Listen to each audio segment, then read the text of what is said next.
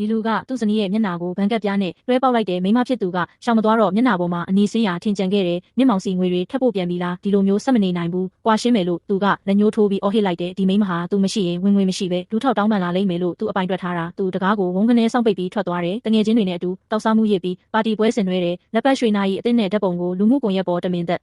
တက်သွားမလို့ပဲတင်လိုက်တယ်စာသားကတော့နှလုံးထဲတိတ်ဆိမ်ကြတယ်တဲ့မနက်စောကြီး2နာရီမှာသူအိမ်တကားကိုမူးမူးယူးယူးနဲ့ဖွင့်လိုက်တယ်မိတွေအကုန်လင်းထိန်နေပြီးဇနီးဖြစ်သူကကျန်းပြင်ပေါ်မှာအဝတ်စားတွေထုတ်ပိုးနေတယ်အဝင်ဝတ်မှာလည်းခီးဆောင်တက်တာကြီး3လုံးတည်သက်စွာအစင်သိရှိနေတယ်သူကအေးဆက်ဆက်ရင်မောလိုက်ပြီးဆက်ပြီးတရုပ်ဆောင်နေလိုက်ဦးပဲ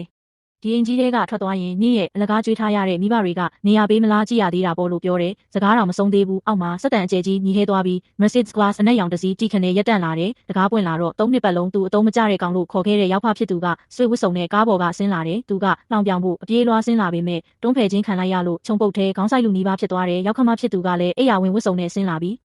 ကားကိုလက်ညှိုးထိုးအော်ဟစ်တယ်ငါသားပတ်စံနဲ့ကားကောင်းစားကြီးဝယ်တာမရှက်ဘူးလားတဲ့ဇနီးဖြစ်သူကမျက်နှာအမူအရာတစ်ချက်မှမပြတ်ပဲအိတ်ထဲကနေပြေစာပုံလိုက်ထုတ်ပြီးရောက်ခမစီလွှဲပစ်လိုက်တယ်ဒီ3နှစ်အတွင်းမှာသူကအကောင့်ထဲကို3,800,000ထည့်ပေးခဲ့တယ်စားတောက်ကုန်ဆေးလိပ်အရက်နဲ့အမေဆေးရုံတက်ရတဲ့ပြုစုဆောက်ရှောက်ခတွေအားလုံးပေါင်း4,500,000ကုန်ကြခဲ့တယ်ကျမအိတ်ကက်ထဲက9,000စိုက်ထုတ်ခဲ့ရတာအသုံးစရိတ်တိုင်းမှာပြေစာရှိတယ်လို့ပြောလိုက်တယ်ရောက်ခမဖြစ်သူစွန့်အတော့အာဘီသူကပြေစာတွေကိုလူယူကြည့်ကလက်တွေတုံရင်လာတယ်ဇနီးဖြစ်သူကဆက်ပြောတယ်ကျမမောင်လေးစီပို့တဲ့ပတ်စံကလက်မထက်ခင်ကလေးကကျမရဲ့တိုက်ခန်းလေးကိုရောင်းပြီးရင်းနှီးမြှုပ်နှံထားတာအခုမောင်လေးရဲ့ကုမ္ပဏီကိုစတော့ရှယ်ယာဝင်ကုမ္ပဏီကြီးတစ်ခုကဝယ်ယူလိုက်ပြီဖြစ်လို့ကျမကအခြေခံအစုရှယ်ယာရှင်ဖြစ်သွားပြီးတဲ့သူ့ရင်ထဲမှာပြုံးကနေဆုတ်တက်သွားတယ်သူတပားပေါ်ကပ္ပရက်ပါနေထိုင်သူဟာတခြားသူလို့အမြဲထင်ခဲ့တာတကယ်တော့သူမရဲ့ကျေးဇူးနဲ့ရက်တည်နေရတဲ့အလကားကြွေးထားရသူဟာသူကိုယ်တိုင်ဖြစ်နေခဲ့တာပဲမိမကိုလေဒါကပုံမှုပြီးရှောက်ပြောမိတာပါအတိတ်ပဲမရှိတာတွေပါလို့ပြောပြီးသူကလက်ကိုဆွဲကင်ဖို့စူးစမ်းပေမဲ့သူမကနောက်တလန်းဆုပ်လိုက်တယ်မလောပါနဲ့ဦးရှင်မသိသေးတာတခုရှိသေးတယ်ရှင်ပိုင်ချုပ်ဖို့စူးစမ်းနေတဲ့စီမံကိန်းကြီးကိုအလူခံလိုက်ရပြီးအဲ့ဒီကုမ္ပဏီအသစ်ရဲ့တရားဝင်ကိုယ်စားလှယ်ကကျမရဲ့ပတ်စံတွေကိုပဲယူသွားမှာမဟုတ်ဘူးရှင်ပိုင်မဟုတ်ခဲ့ဘူးတဲ့ဈေးကွက်ကိုပါပြန်သိမ်းမှာရှင်ကုမ္ပဏီကဒီအဆင့်ထိရောက်လာတာရှင်ကြောင့်လို့တကယ်ထင်နေတာလားကွယ်ရမှာရှင်ရဲ့ပြဿနာအရှုပ်ထုတ်တွေကိုဖြေရှင်းပေးခဲ့တာကျမပဲလို့ပြောတယ်သူချက်ချင်းကျန်းပြင်ပေါ်ခွေလဲကျသွားပြီး Mercedes Class ကြီးနောက်လည်းမကြည့်ပဲထွက်ခွာသွားတာကိုကြည့်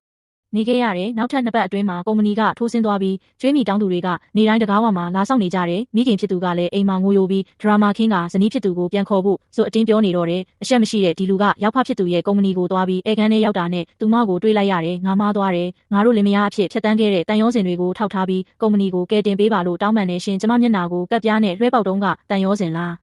အဲ့ဓာတွေအကုန်ဆုံးသွားပြီးအခုကုမ္ပဏီကိုကျမထိန်းချုပ်လိုက်ပြီးရှယ်ယာရှင်အနေနဲ့မဟုတ်ဘူးဖြတ်သိမ်းပစ်ဖို့အတွက်ပဲသူမကအဲ့ဒီ2ပတ်အတွင်းမှာကျွေးမီတွေကိုအသုံးပြုပြီးကုမ္ပဏီရဲ့အဓိကကျွေးရှင်အဖြစ်ပြောင်းလဲပစ်ခဲ့တာဖြစ်တယ်ဒီနေ့မှာတော့အိမ်နဲ့မြေကွက်တွေကိုပါလာသိမ်းတာဖြစ်တယ်သူကုမ္ပဏီအဆောက်အုံပြင်ပကိုခွေးအိုတကောင်လိုထွက်လာခဲ့ရတယ်အဲ့ဒီအချိန်မှာရင်းနှီးမြှုပ်နှံသူကြီးတယောက်ကအနားကိုလာပြီးစစ်လိတ်တလိတ်ကမ်းပေးတယ်အေလူ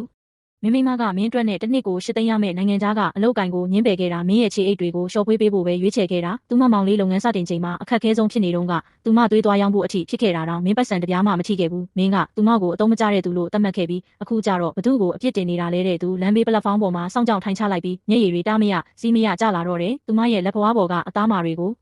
တတိယသွားတယ်သူလူမှုကွန်ရက်ပေါ်မှာရွှေနာရီနဲ့ကြွားလုံးထုတ်နေချိန်တုန်းကသူမကသူ့အတွက်ဖောက်တယ်တွေရဖို့အစာအိမ်ကသွေးထွက်တဲ့အထိအရက်တွေတောက်ပေးခဲ့တာကိုတတိယသွားတယ်လောကမှာအဖို့တန်ဆုံးအရာဟာနာရီတွေကားကောင်းစားတွေမဟုတ်ပါဘူးမင်းကိုမေတ္တာအပြည့်နဲ့ကြည့်ပြီးမင်းနဲ့အတူအစင်မပြေမှုတွေကိုရင်ဆိုင်ပေးတဲ့အနာကလူသားတစ်ယောက်သာဖြစ်ပါတယ်